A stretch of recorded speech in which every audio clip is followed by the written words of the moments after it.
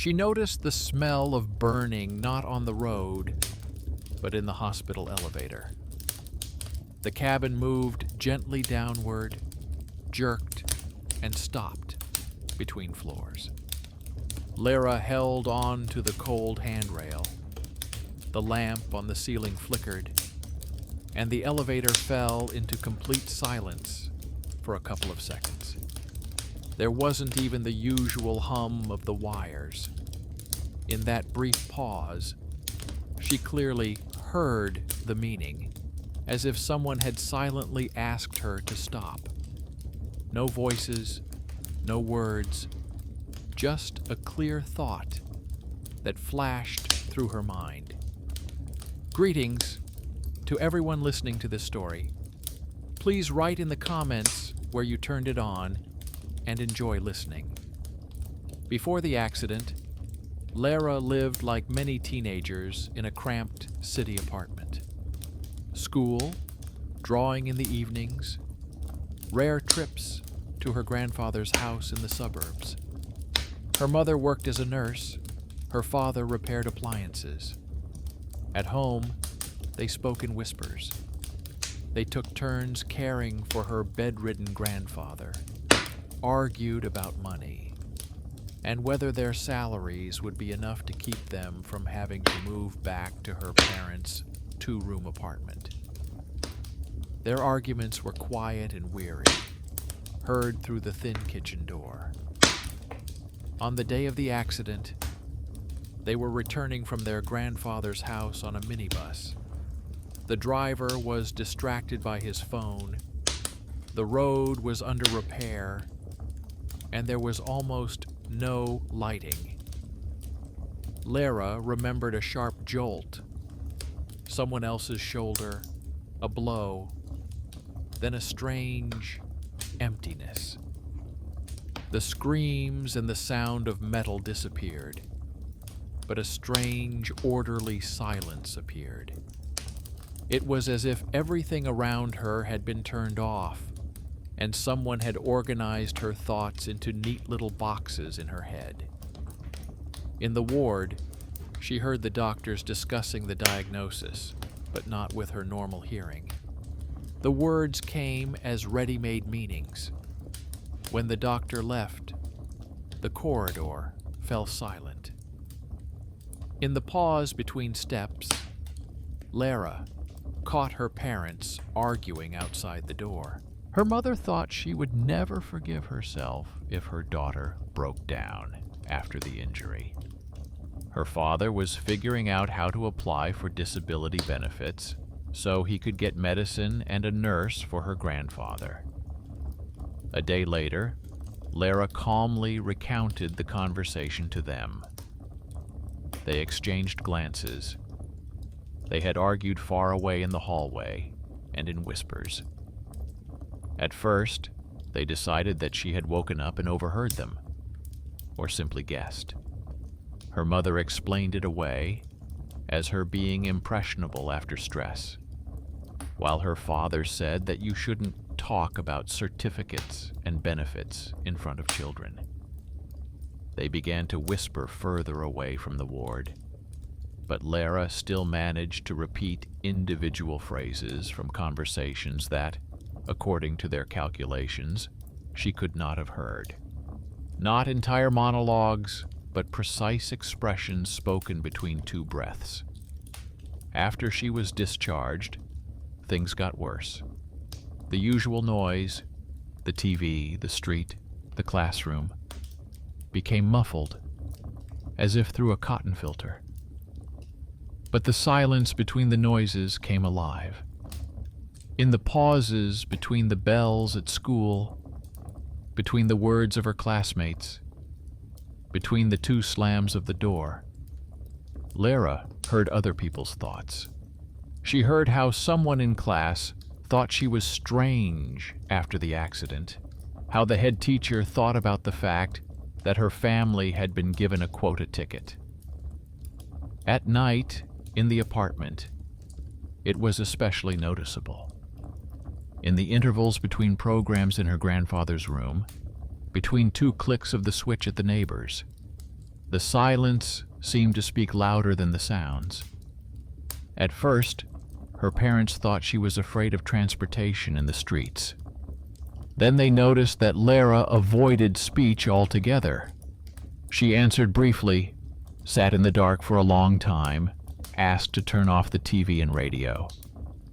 Once, she calmly recounted their nighttime conversation in the kitchen about whether to register her for a special education group. She repeated her father's argument that the paper will come in handy, and her mother's fear that their daughter would be formally labeled disabled. That evening, the doors were closed, and they whispered so as not to wake either her grandfather or Lara. Then they went to the doctor. Their motivation was simple: to understand whether to continue playing "Everything Will Pass on Its Own" or to collect medical certificates. The neurologist listened to complaints about strange hearing and insomnia, sent them for tests, and gave them a referral to the regional center. For him, it was just another case of post-traumatic stress disorder. For them, it was an attempt to stay afloat, not to lose their daughter's health, their home, or the opportunity to care for the old man. Lara, meanwhile, managed to notice the main thing. Her problem was not the loud noises, but the gaps between them. And if she continued to pretend that it was just her imagination, the silence would only grow. The results from the center did not come immediately. First, there were cues, the road, unfamiliar corridors. Then there were several days when life seemed to return to its former rhythm. School, grandfather on the sofa, mother between shifts, father with his tools. But Lara felt that this was only a pause, like a short gap between two sounds. Other people's thoughts constantly crept into this gap. She tried not to listen, but the silence found its own cracks, between turning the TV on and off, between two knocks on the radiator, between footsteps on the stairs in the entrance hall. The letter from the center arrived in a regular envelope with a stamp. It was thrown into the mailbox like advertising. Her father took the envelope out in the evening when he came home from work. He was carrying a bag with tools and a bag of groceries, and he tucked the envelope between the bread and a packet of pasta. Lara noticed the paper, the familiar gray color, the institution's stamp, the smell of printing ink. Her mother laid everything out on the table, cut open the top of the envelope with a bread knife, and carefully took out several sheets of paper. There were the words they had been waiting for and fearing. No organic lesions detected. Observation recommended. Possible functional disorder after a stressful event. The doctor emphasized that hearing was normal according to standard tests. But one paragraph stood out. It said that the electroencephalogram showed an unusual reaction pattern during the moments of silence between the stimuli, and that additional consultation with a specialist is recommended.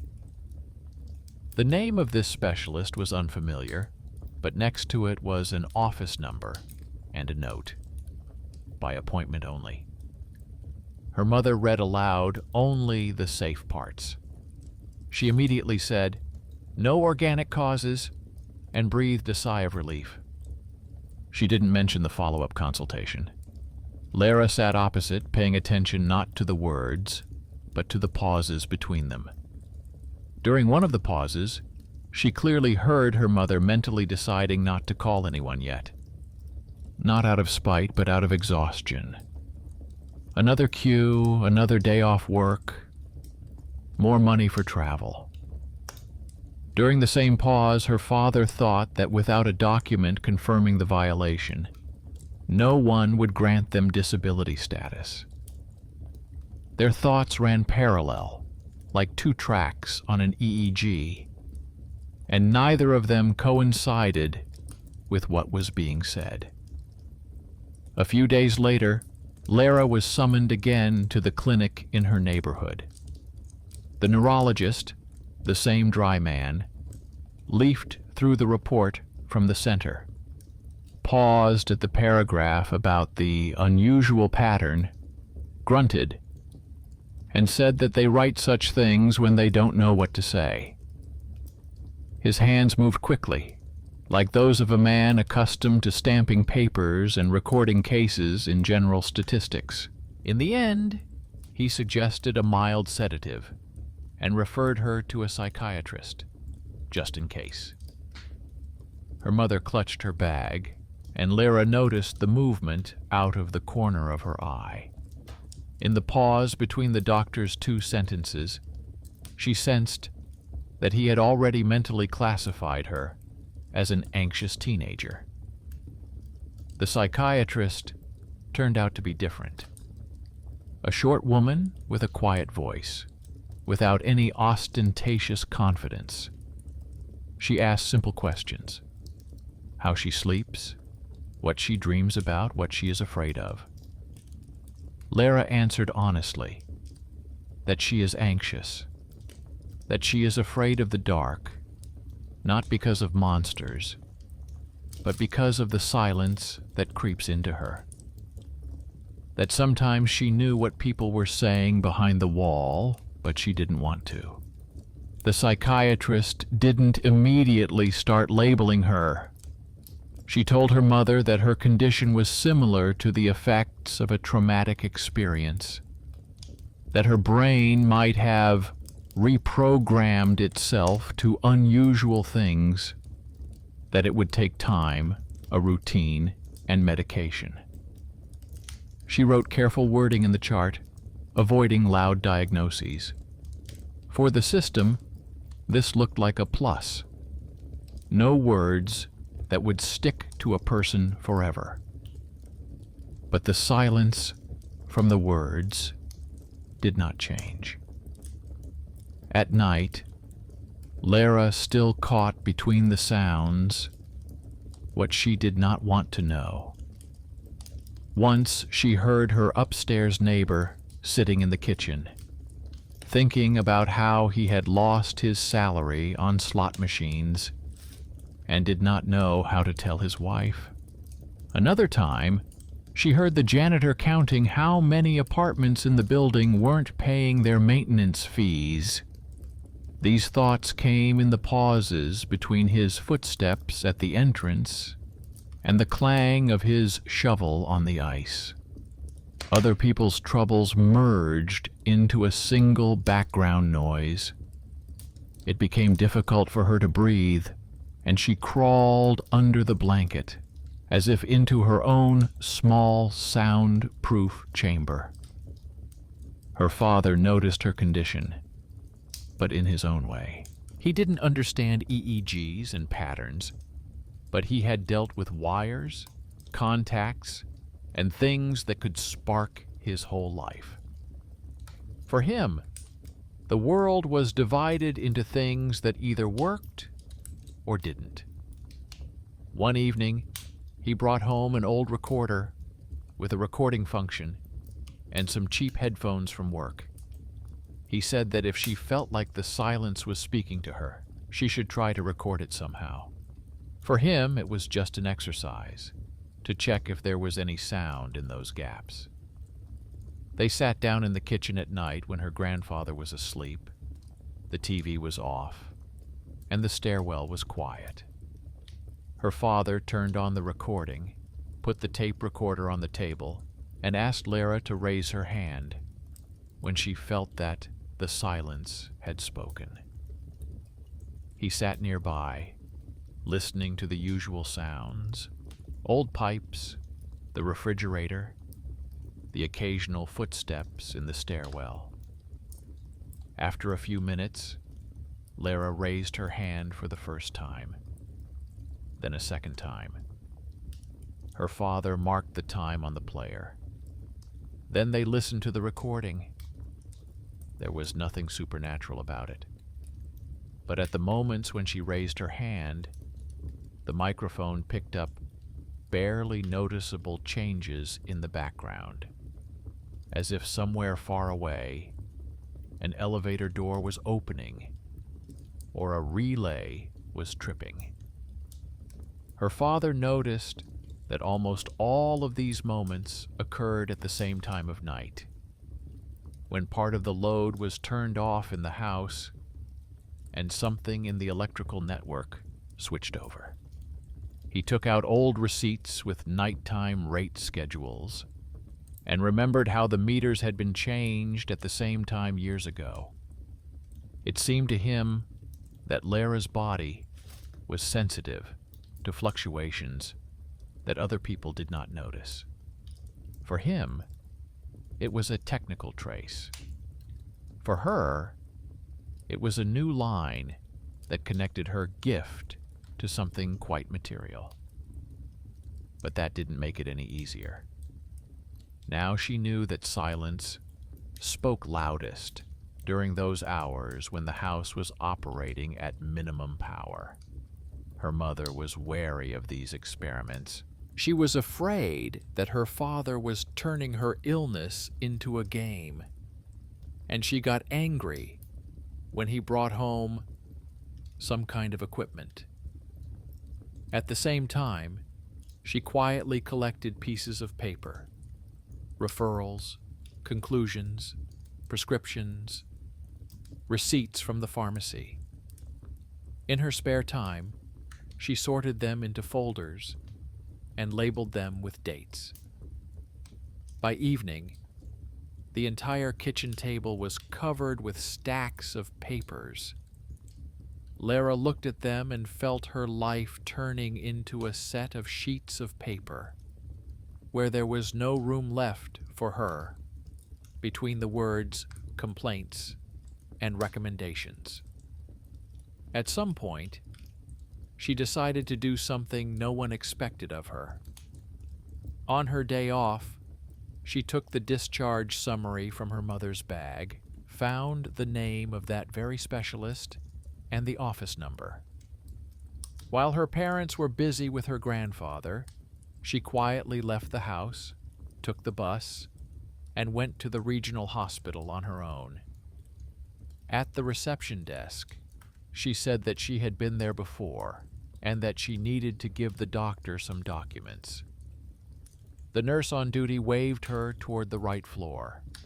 The hallway in front of the office was empty. On the door of the office hung a sign with a surname that was now familiar to her from the paper. Below it was a printed notice stating that appointments were by appointment only. Next to the doorbell button was a sticker with a faded logo.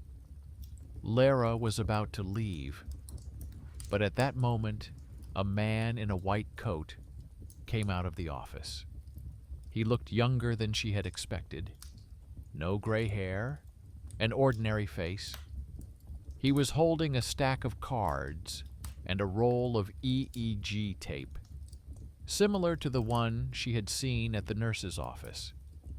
The man looked at her and asked if she was lost. Lara briefly explained that she found the paragraph in the conclusion strange, and that she wanted to understand what unusual pattern in silence meant. She spoke without accusation, simply as a person who was tired of people writing formulas about her. At that moment, the hallway was quiet, except for the ticking of the clock on the wall. In the pause between two chimes, Lara clearly heard the doctor thinking that he already has too many patients. But another thought flashed through his mind. A rare case. He was the very unexpected benefactor that no one had asked for. Not a relative, Not an acquaintance, not a connection, just a person who had enough curiosity and access to the equipment. He didn't chase her down the hallway or send her to the reception desk. He said he had a few minutes between appointments. He invited her in, sat her down on a chair, took her EEG printout out of the cabinet, and placed several old tapes next to it. He explained in simple terms that most people's brains rest in silence, but hers, on the contrary, is slightly more active than when exposed to sound. This is neither a gift nor a curse, but a peculiarity that can interfere with sleep and peaceful living. He showed her the section where, according to him, it was especially beautiful. There, the spikes and straight lines really did form a strange figure that at first glance resembled a word. Lara almost physically felt everything inside her turn upside down when she recognized in this figure the very feeling that had come to her in the elevator. The doctor noticed her reaction, but did not make a big deal out of it. He only said that the machines sometimes produce repetitive artifacts, and that it was possible that the device had reacted to some internal state of hers. In the end, he offered something that none of his superiors had asked him to do: another examination, but at night. He said that sometimes it is useful to look at the brain's activity not only during the day, while the patient is awake, but also when the person is on the verge of sleep. Officially, a referral would be required for this, but he suggested doing it as an additional clarification, without unnecessary paperwork. He was simply curious. She was scared, but she nodded. It was her conscious choice, a step towards what frightened her. Lying down again under the machine that records the silence in her head, only now, voluntarily. At home, she told her parents that the doctor had suggested a repeat examination. Her mother initially reacted angrily, asking why she would go back there again if they didn't find anything there anyway. Her father, on the other hand, perked up and asked if it would help them with the paperwork. Lara did not repeat the doctor's words, only saying that she felt better when someone tried to understand her condition rather than just writing a prescription. In the pause between their reactions, she heard how each of them was afraid in their own way. Her mother was afraid that her daughter would get stuck in the hospital system, and her father was afraid that without a new diagnosis, they would not be given any benefits or assistance in caring for her grandfather. The decision was made quickly and matter-of-factly. Her mother agreed to swap shifts, and her father promised to see her off.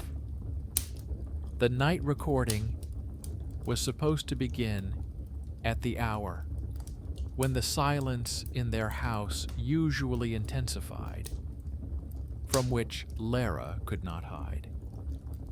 This time, she decided not to run away under the blanket, but to see what happened to her when the world around her quieted down to a level where she could hear not sounds, but what people hid between them.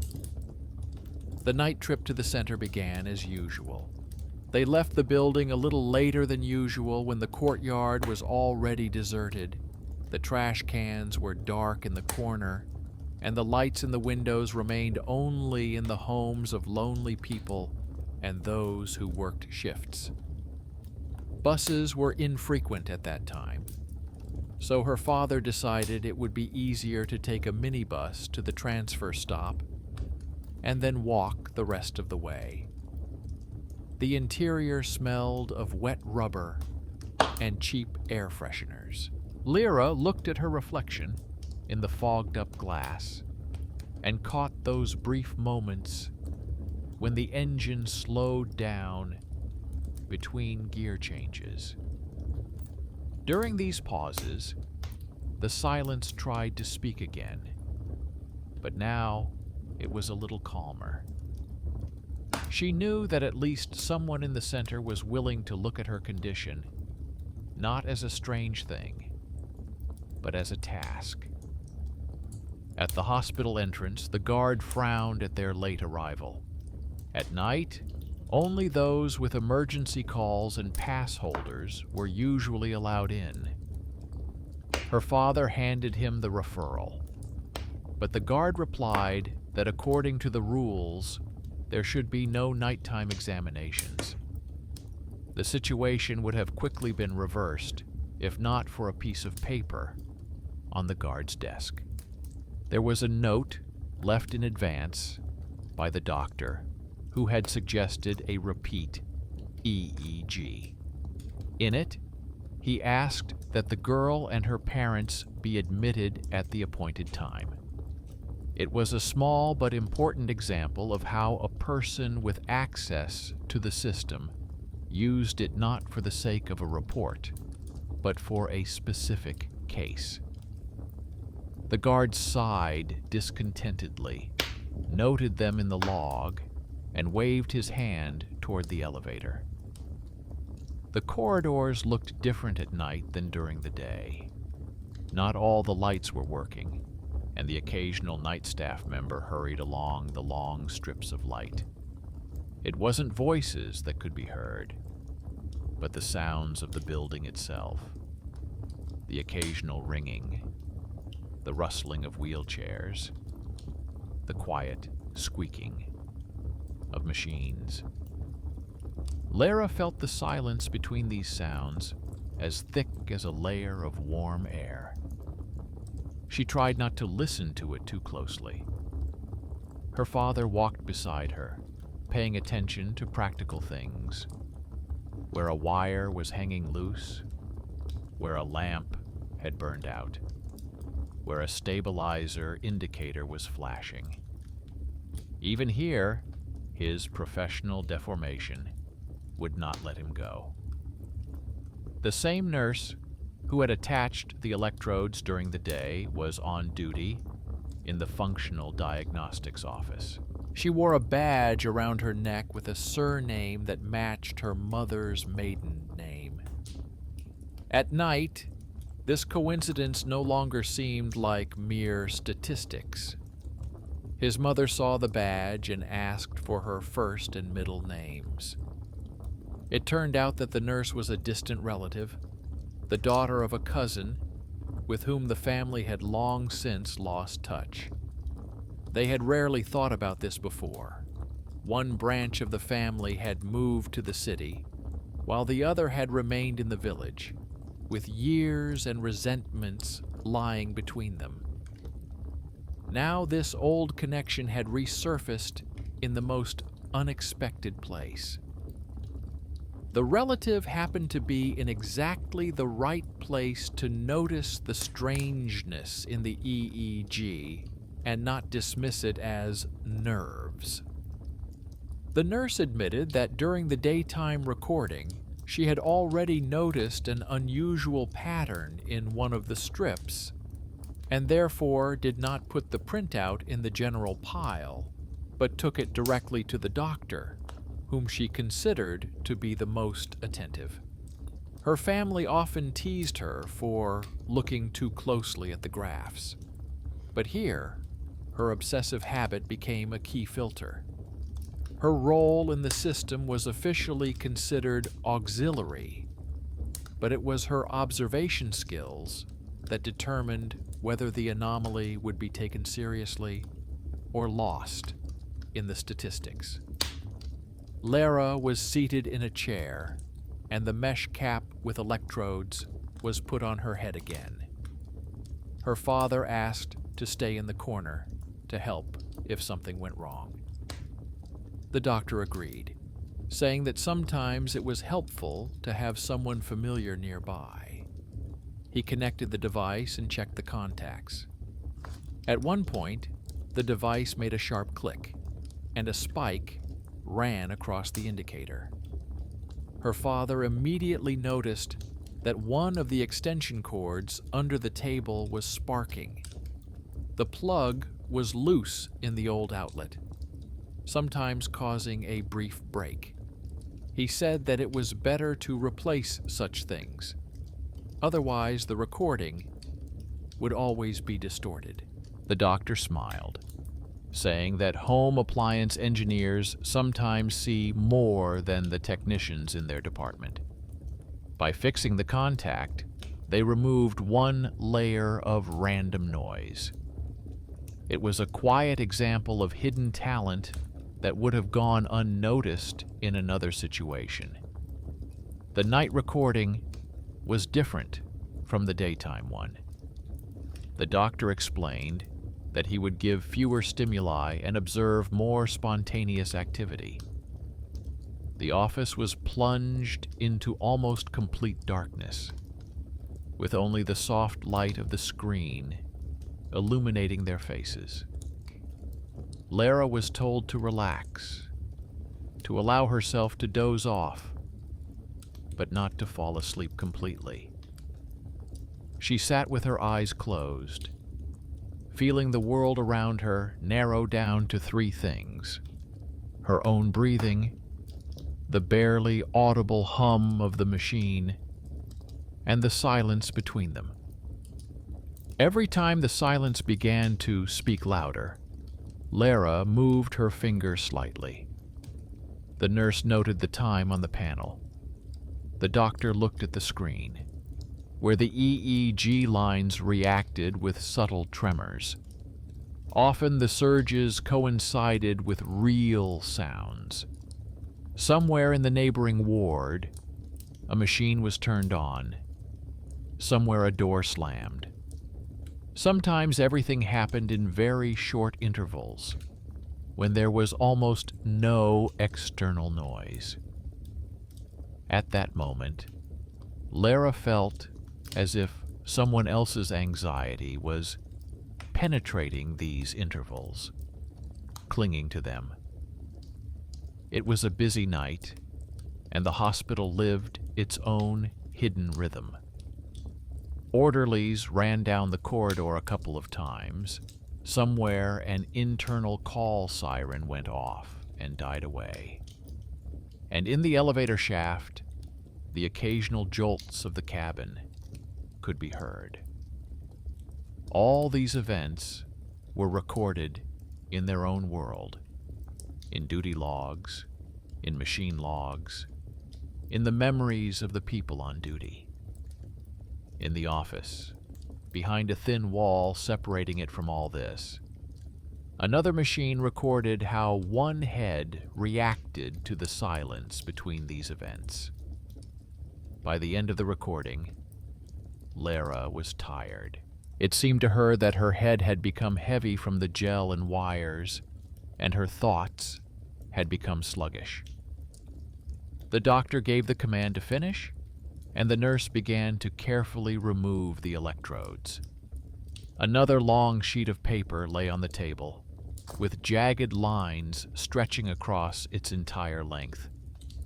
The doctor was going to put it aside until morning, but the nurse, taking advantage of the fact that she had to check the quality of the recording anyway, decided to take a quick look at the progress.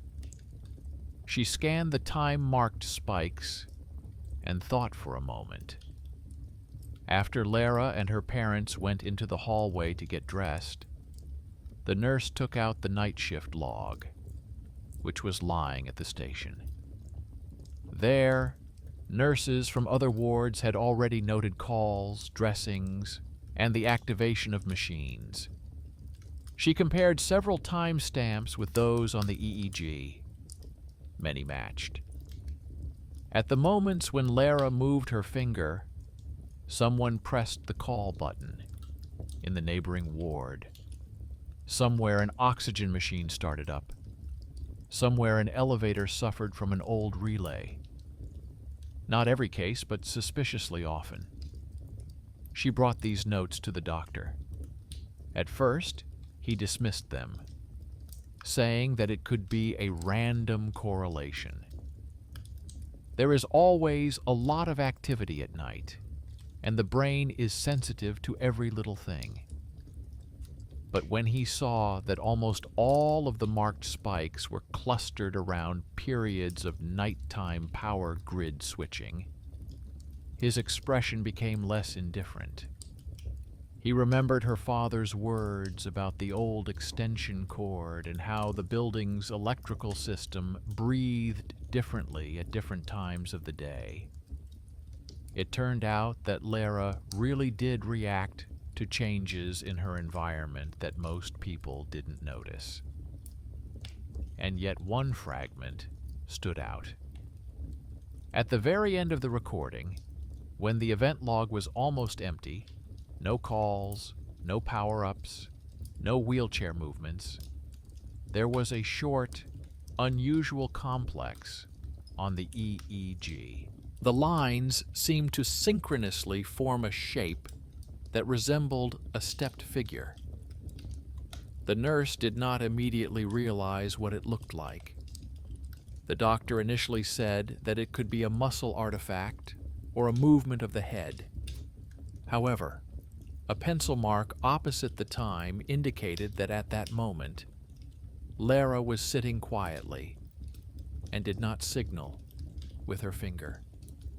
In the morning, when Lara woke up at home, she dreamed of the same elevator in which she had been stuck the first time.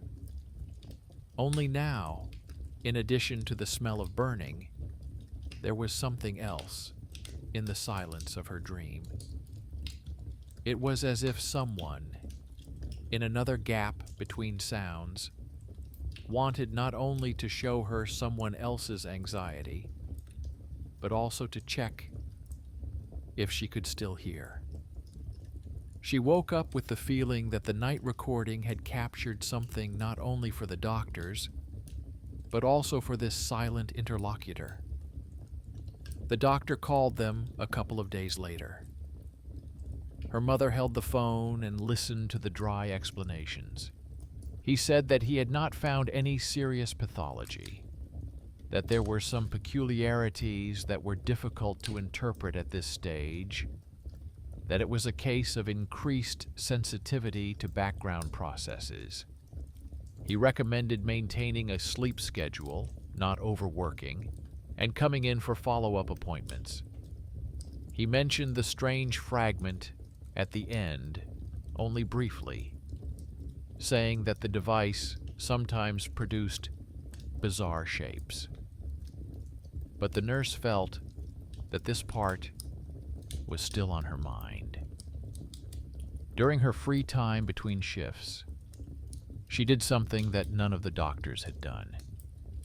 With the doctor's consent, she took a copy of the recording, covering all the data, and superimposed on it printouts of other nighttime EEGs that she had encountered over the years. She wanted to understand whether other people had similar patterns. For her, it was almost a hobby. On the sheets, with other people's waves, such word-like fragments did not repeat themselves. There were artifacts that resembled letters, but they could always be explained by muscle movements, coughing or blinking. Here, the section was too clean. At one point, looking at the combination of teeth, she caught herself making an association. It seemed to her that this figure resembled a short word, as if written in a very strange font. When Lara was later shown an abstract picture without a caption or context, she also thought of a word.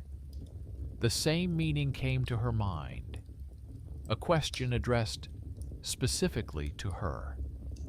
This made her feel uncomfortable and cold, even though the room was warm. Such a coincidence could easily have been turned into a legend about a girl whose EEG wrote a word. But everyone who held these sheets in their hands lived in the real world with bosses, reports, and the fear of becoming a sensation. The doctor understood that any leak would turn a living person into a case for stories. The nurse understood how painful it would be to see that word in pictures on the internet later. The parents thought about something else, that too much attention could close their daughter's path to a normal life. Inside Lara herself, a decision was brewing. She saw how the folders in the kitchen were multiplying, how new jars of medicine were appearing on the shelf, how her grandfather was staring at one spot more and more often.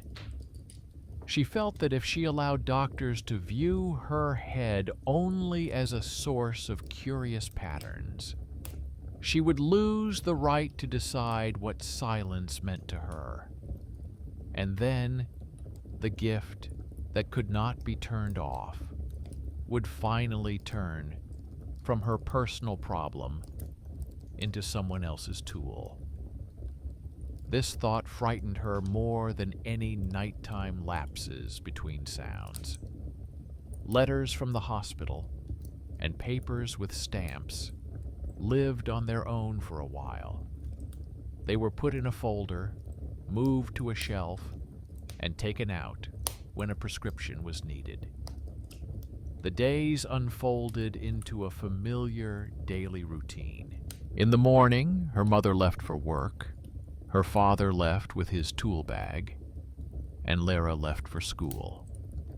In the evening, everyone returned to the same cramped kitchen, to Grandpa on the sofa and the TV, which was once again playing in the background.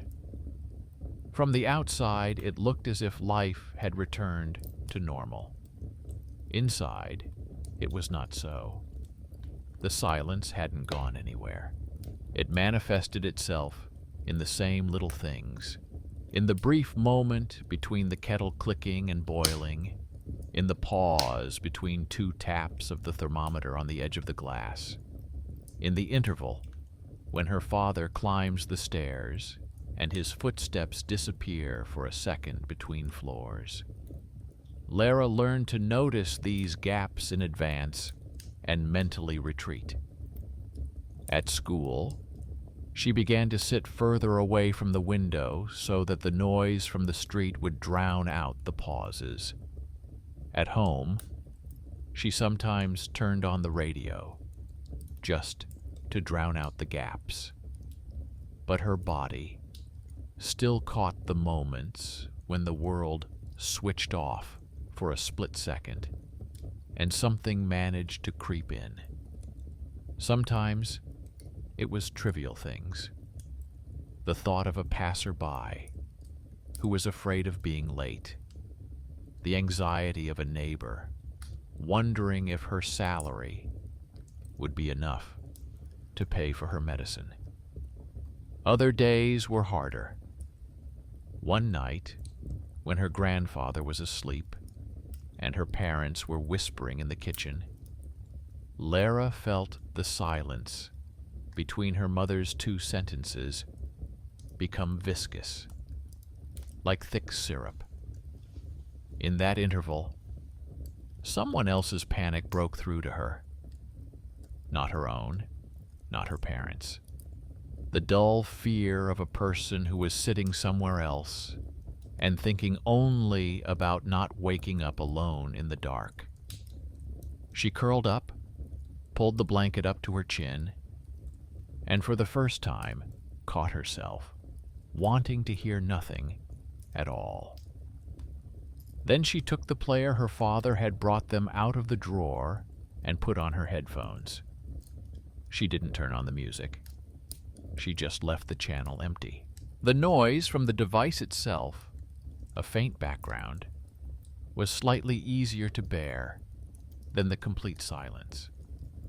She lay with her eyes closed and thought not about who was afraid where, but about specific things.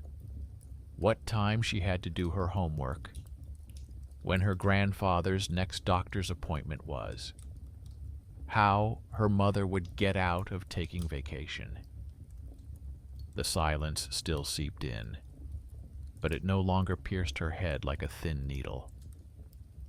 The month passed almost without incident. Her parents were still arguing about the certificates. Her father was in favor of registering the group, arguing that extra benefits wouldn't hurt, that things were already difficult with her grandfather.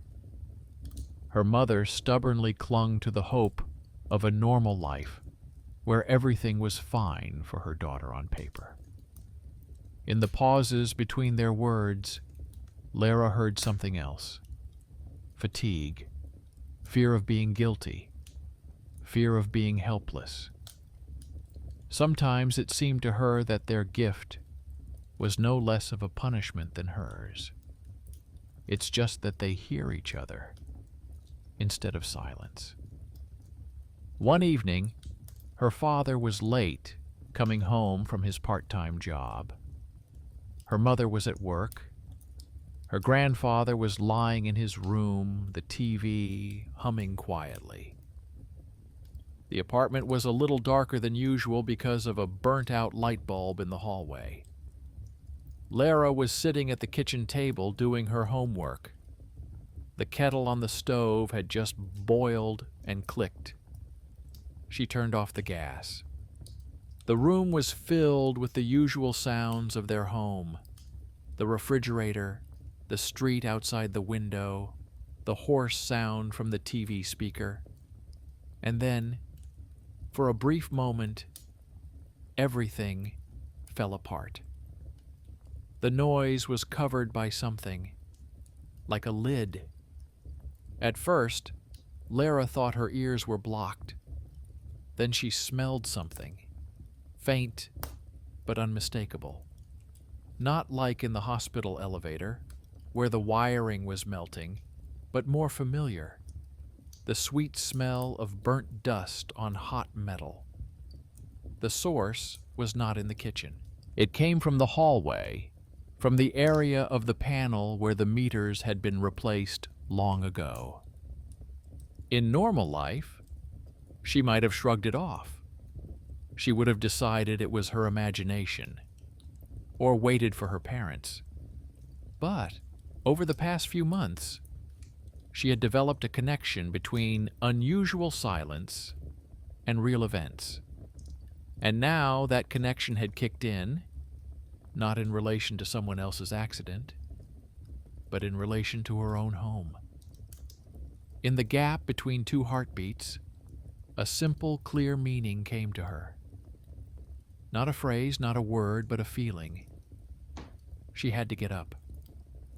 She opened the door to the hallway. It was dark and smelled slightly of burnt dust. Near the fuse box, the indicator on the old meter glowed with a faint yellow light. A barely audible hissing sound came from it. At that moment, the silence came back to life, as if someone was checking to see if she could hear. Lara didn't bother to listen for meaning. Instead, she abruptly turned off the main switch, as she had seen her father do when he changed the outlet. There was a click of plastic, a short pop, and the apartment was plunged into complete darkness. Only a faint light from a street lamp shone through the window. Her grandfather asked from his room what was going on. She replied that it seemed the fuses had blown and asked him not to get up. She automatically picked up her phone, turned on the flashlight, and pointed it at the fuse box. One of the wires near the meter had turned black, and the insulation had swelled. If she had left everything as it was, the heating would have continued quietly. No bright flashes, just smoldering in the wall, which could have lasted all night. In the morning, it would have been just another entry in the paperwork for one of the adults. Short circuit, damaged wiring. Call emergency services. Now it was just a small decision made in an empty apartment by a schoolgirl who didn't like her condition, but still made use of it. When her parents returned, they found her sitting on a stool with her phone in her hands. Her father went to the fuse box first. He took a breath, grimaced, and said it smelled bad. He saw the melted area. He said it was good that Lara had cut off the power immediately instead of looking for a specific outlet. There was no panic in his voice, only the same professional assessment he usually used when talking about other people's washing machines and kettles. This was his territory, his hidden talent, seeing and fixing what others saw as abstract wiring. This time not only brought in money, but directly protected their home, because he had shown Lara in advance how the network was set up. The next day, he called the emergency service.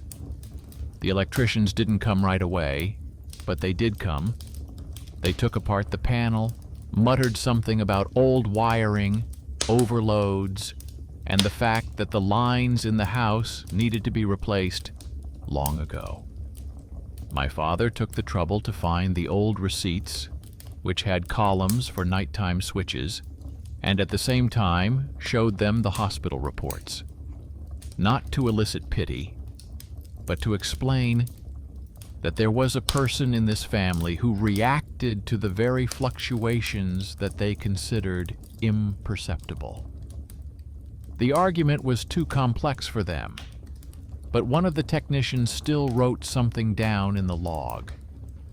A few weeks later, they really did start replacing some of the wiring in the stairwell. It seemed like a coincidence, but part of the chain of decisions was that one girl had pulled the switch at the right time. The story of the nighttime recording at the center gradually became overgrown with rumors. One of the employees mentioned a girl whose brain reacts to silence. Someone else retold the interpretation of the strange pattern on the EEG. At the level of hallway conversations, it quickly turned into a legend. In one version, the machine wrote a word. In another, the doctor himself was supposedly frightened and did not tell the parents everything. In the third, Lara almost intercepted thoughts. These stories took on a life of their own, as any myth does in hospital corridors. The reality was quieter. In the final report, the doctor carefully stated that there was increased sensitivity to background stimuli, and that prevention of anxiety and limited exposure to information overload are recommended. No loud diagnoses, no sensationalism. The nurse, that same relative, continued to look at the charts more closely than the others, but did not show anyone that strange fragment. She knew how easily paper could become a cause for someone else's curiosity. For her, justice meant that a person should remain a person, not an interesting case. The parents made their own decisions too. The mother did not apply for disability, but she stopped pretending that the problem was only nerves. She cut back on night shifts, even if it meant losing money. She put thick curtains in Lara's room so that unnecessary stimuli from the street wouldn't get in. She started talking more often about simple things, not holding back for fear of hurting her feelings. Her father continued to experiment with technology. He installed a small fan in her room that created a steady noise, to help smooth out the lulls. He gave her normal headphones and recorded several hours of soft white noise instead of music on them. With his own hands, he turned a chaotic gift into something that could at least be partially controlled. Lara learned to live with it. She did not become a superhero of crimes and a rescuer of passersby. Her real feat was smaller and more honest. She learned to admit that she heard more than she wanted to, and that it was scary. She learned to tell her parents when she was having a hard time, rather than suffering in silence. She learned to separate real danger from simple human anxieties. If the silence at night brought her someone else's fear, she asked herself if there was anything she could do right now. If not, she tried to let it go. If so, she got up from her stool and went to flip the switch, wake up her grandfather, and call her parents. That strange pattern on the nighttime EEG remained in the doctor's folder. Formally, it was just an atypical wave complex. No official conclusions were drawn from it. But for her, it stuck in her mind as a silent question. Not a mystical, "Can you hear me?" but an everyday, "Can you hear yourself?" amid the noise of others. Neither the doctors, nor the nurse, nor her father with his instruments could answer it. Only she could. One evening, when everyone was at home and nothing unusual was happening, Lara turned off the TV, took off her headphones, sat down on the bed, and just sat there in silence. The silence quickly came to life, dragging along with it other people's fragments, fears, plans, regrets. She didn't try to figure them out. She focused on simpler things: her own breathing, the light ticking of the clock in the hallway, her grandfather's cough coming through the wall. She realized that even in her head, there was a layer of sounds and meanings that belonged only to her, and that she could hold on to them like a handrail in a stuck elevator. The world around her remained the same. Buses still braked jerkily, wiring in houses was aging, schedules in hospitals were disrupted, people whispered about their own affairs. The silence between these events had not gone anywhere. It had not become less dangerous, nor had it turned into a gift that brought only good things. But Lara had her own little circle of justice, a boundary within which she chose what to pay attention to and what not to. It wasn't perfect. It wasn't always. It wasn't without setbacks, just step by step. If someone tried to turn this story into a scary legend, they would have to end it loudly, with a voice from the silence, a miracle, a message. Reality chose a different ending. Several people in the system, a doctor with excessive interest, a nurse with attentive eyes, a father with a habit of fixing wires, quietly did their job. The girl, who could have been turned into a case, remained a person with a difficult but personal experience. The silence continued to ask the same silent question inside her. The difference was that now she was learning to answer it herself.